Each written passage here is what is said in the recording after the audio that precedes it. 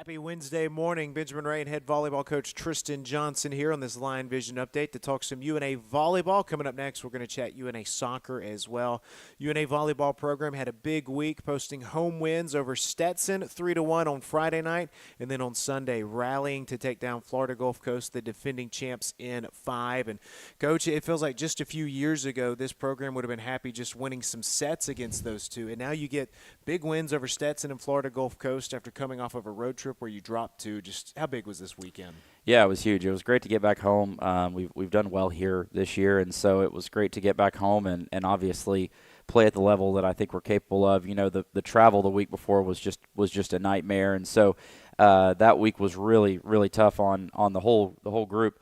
So getting back home was really nice, and then being able to pick up 2 wins against 2 really talented teams that I think obviously they're going to win some matches in the league was a great boost of confidence for us to kind of get the sour taste out of our mouth from the week before. So really happy for the girls, happy for the program.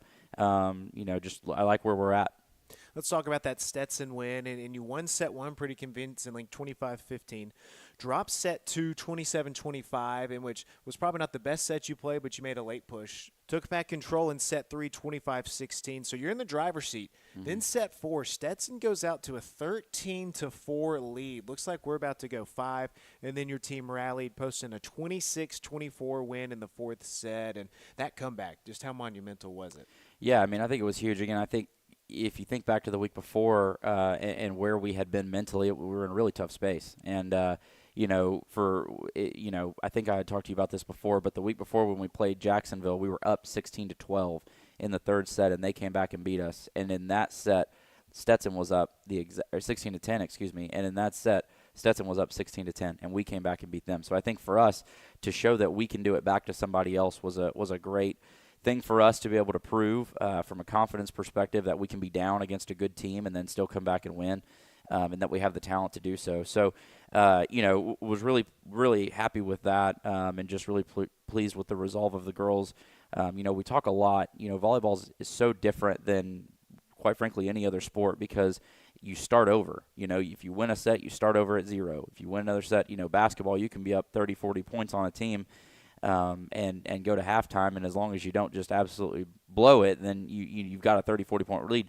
That evaporates in volleyball instantly. So, you've got to be really mature about moving on to the next set and not, letting the previous set, whether it was good or bad, linger in. So was really happy with that. And then the other thing is you can't get comfortable, right? I mean, even though you have a 2-1 lead, it starts back over again. So, we've talked a lot about not getting comfortable when we have 2-1 leads or 2-0 leads in sets and really looking to finish the game. So I was really pleased with that, and I thought it showed a lot of maturity from the group. And then you fast forward to Sunday, down 2-0. Florida Gulf Coast got out to a hot start in the first one. Then you guys showed something in the second set, even though Florida Gulf Coast won. And then you win sets 3, 4, and 5. It was the first time Florida Gulf Coast had dropped an ASUN match in 364 days, almost a full calendar year. They are the defending champs in the league. They've been the top volleyball program in Atlantic Sun since we've been in the league. So this comeback win, I mean, pretty remarkable. Yeah, I mean, again, I thought it showed a lot of resolve from the girls, and I'm looking at your stats right now. We had 4 hitting errors in the last 3 sets. I mean, that's pretty insane.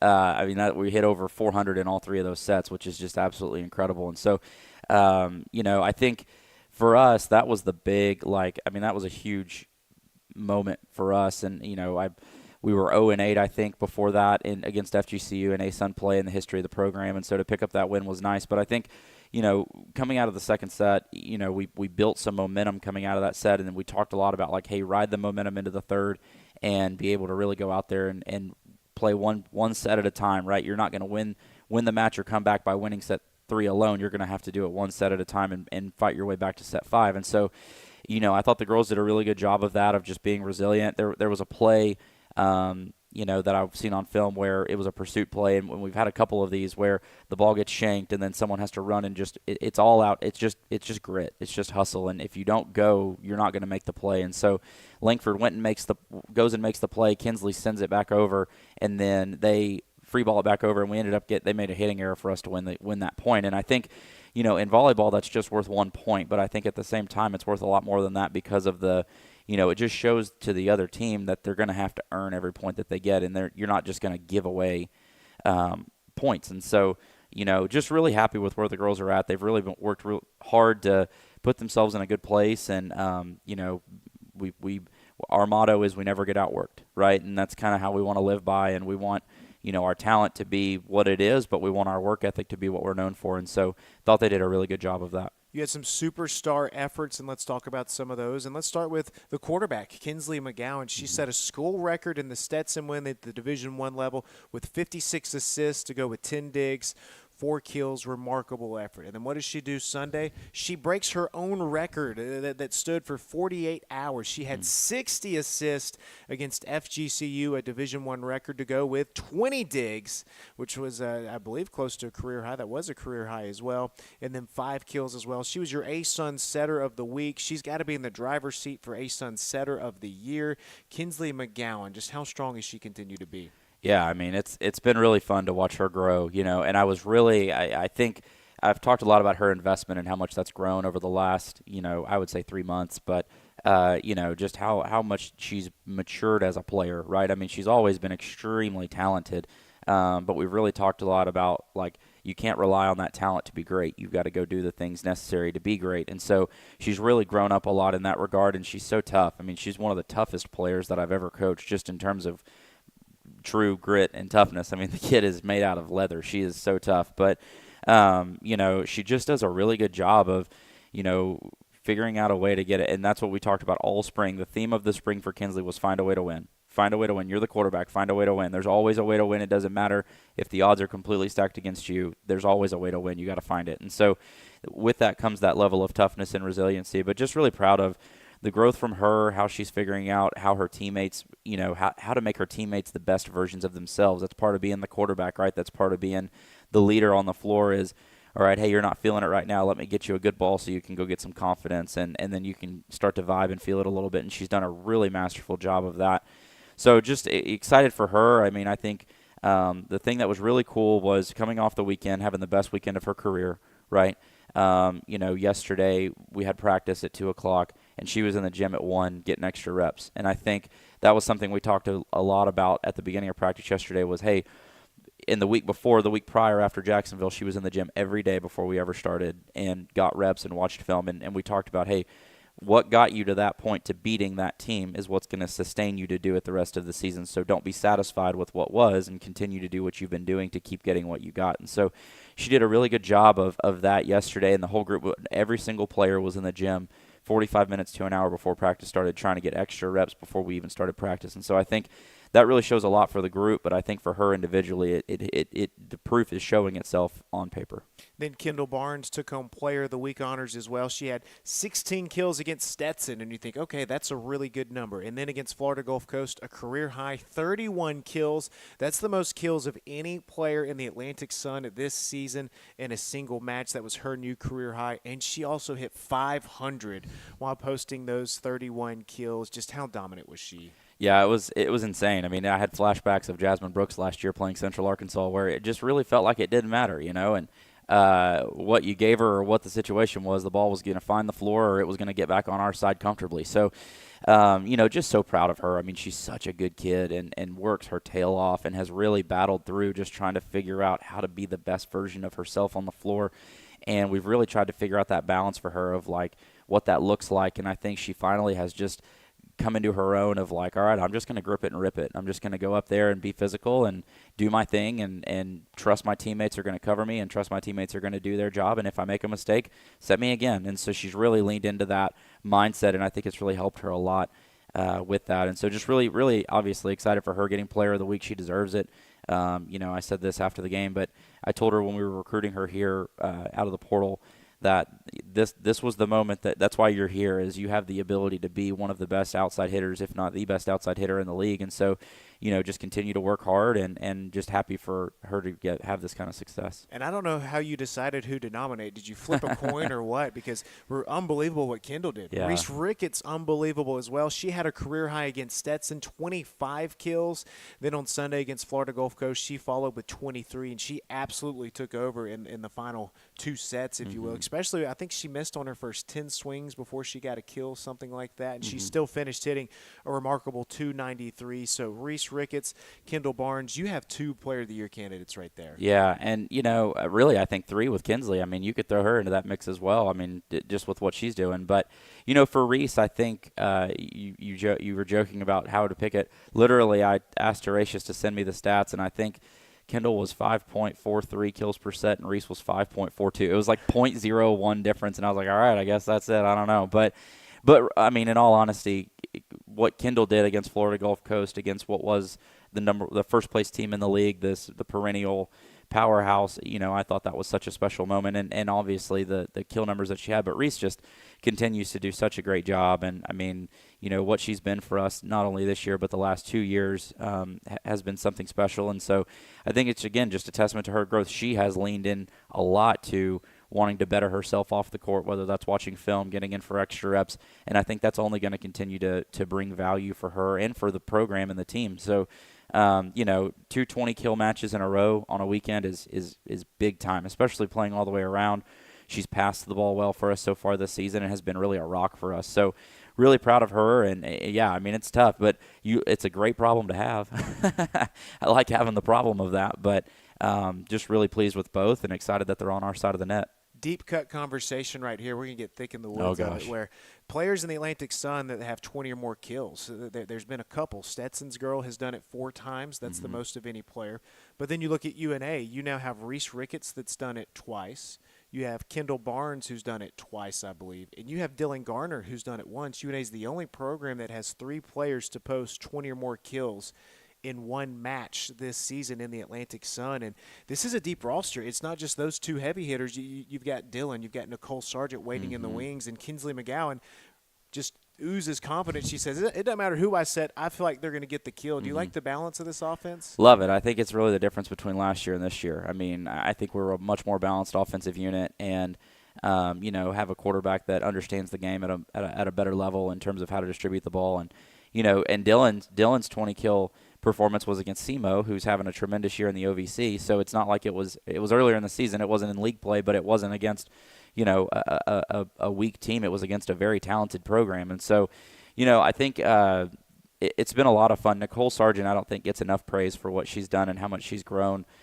She really has done a tremendous job changing positions, grinding, getting in the gym, doing what she needs to do. And I think it really has – she's been the most consistent piece of – not the Reese Kendall pieces, but like those other pieces. She's been so consistent with just being an option. And when Kinsley's in the front row, she's in the front row with her for 2 rotations, which is a really difficult thing for a middle because it's either the outside or you and then the setter. So you got to work your tail off because there's no other outlet. So she's done such a tremendous job. And, again, I think the balance of our offense has been what really has been the difference between last year and this year in terms of making us more difficult to defend. So really pleased with that, and we've got more room to grow. We've got to continue to figure out how to get those players involved more and how to get them to score more when they have opportunities. Let's talk about what's coming up next. Road trip to our old friend in the Gulf South Conference, West Georgia, on Friday, 5 p.m. in Carrollton. And then Sunday you head to Queens in Charlotte, North Carolina. And how do you bottle up what you accomplished this week on the road, where it's always tough to win on the road? Yeah, I mean, we talked about yesterday at practice how we're not satisfied, right? I mean, I talked about it with you after the game, but for me, the thing that we want to bottle up is the confidence, not necessarily, that moment. We want to bottle up the fact that now we know we can do it. Now we know what it takes to do it. Now we know what it takes to beat the team that's in first place. And, the level. And I'm not even just saying the day of the game. I'm talking about the week leading up to it, right? The preparation that it takes, the reps that it takes, the mindset that it takes in order to beat 2 very good teams, but to do what we did last weekend. And so I think we've struggled on the road. I mean, that's something that we've got to get better at. So that's something that that's what I said. That's why I told the girls yesterday, hey, we've got something else to prove, right? I mean, you proved that you can beat one of the best teams in the league, and now you got to go prove that you can be road warriors and get it done. And so, I think it's that next challenge, right?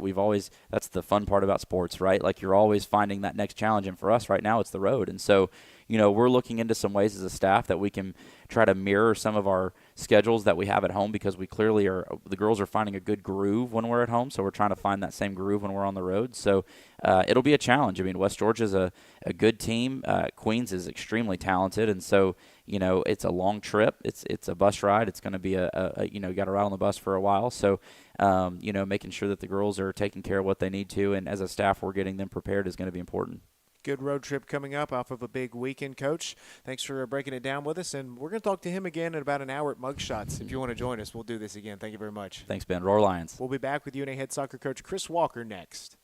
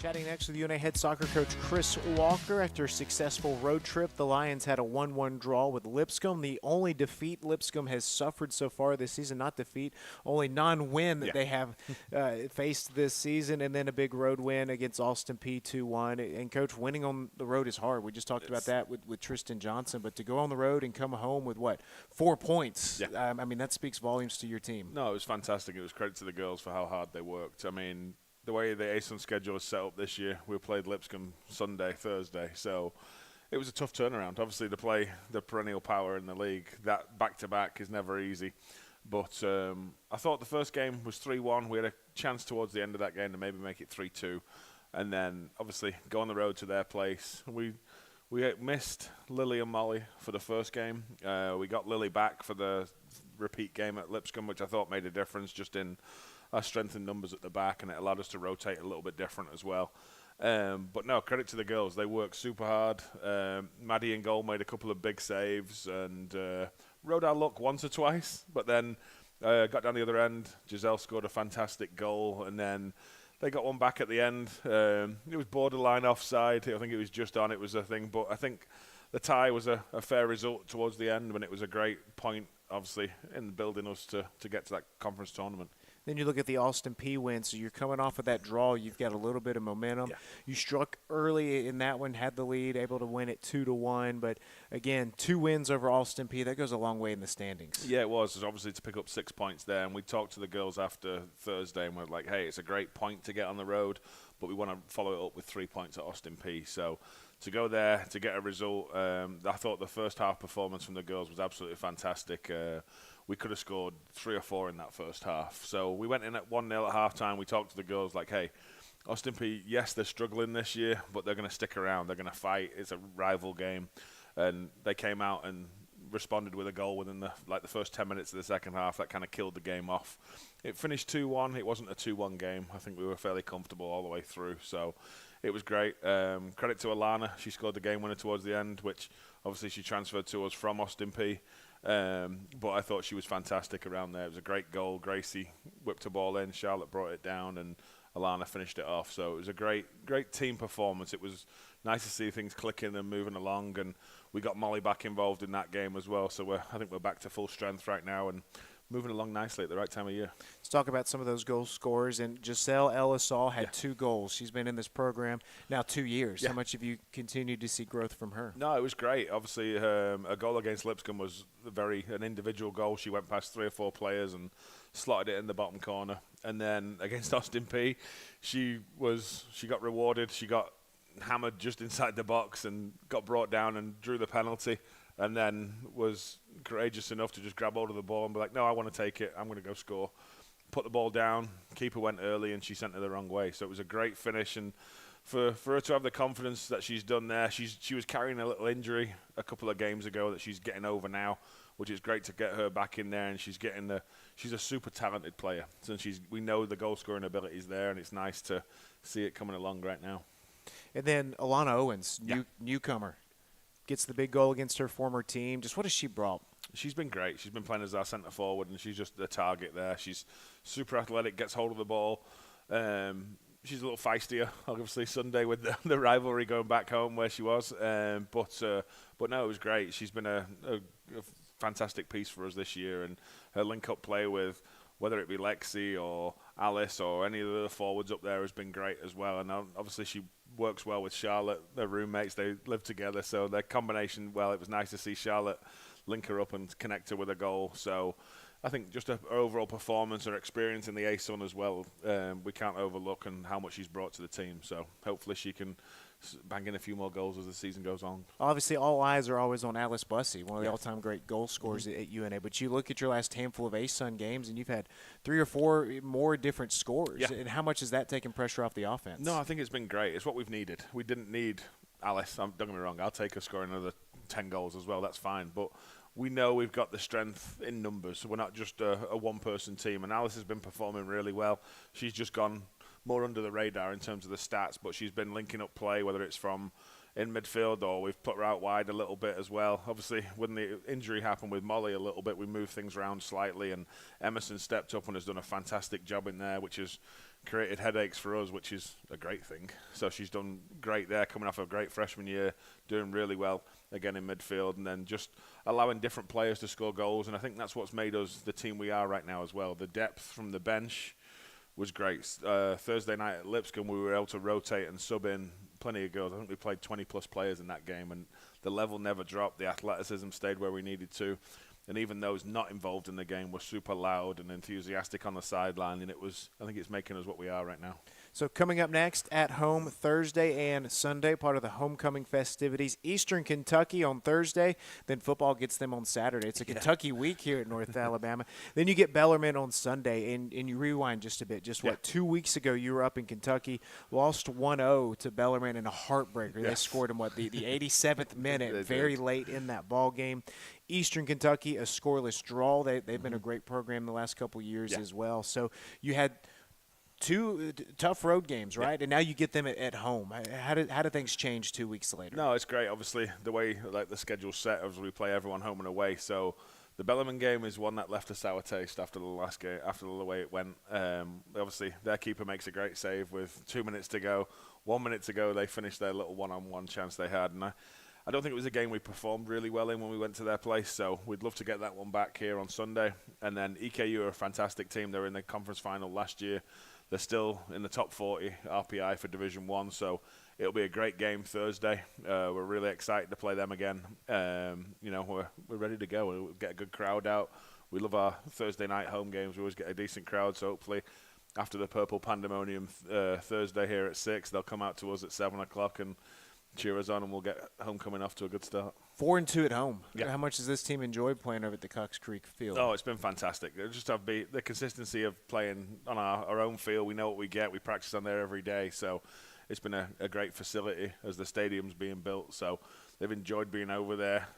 The night games are always the special ones as well. So hopefully we can make Thursday a good experience for everybody.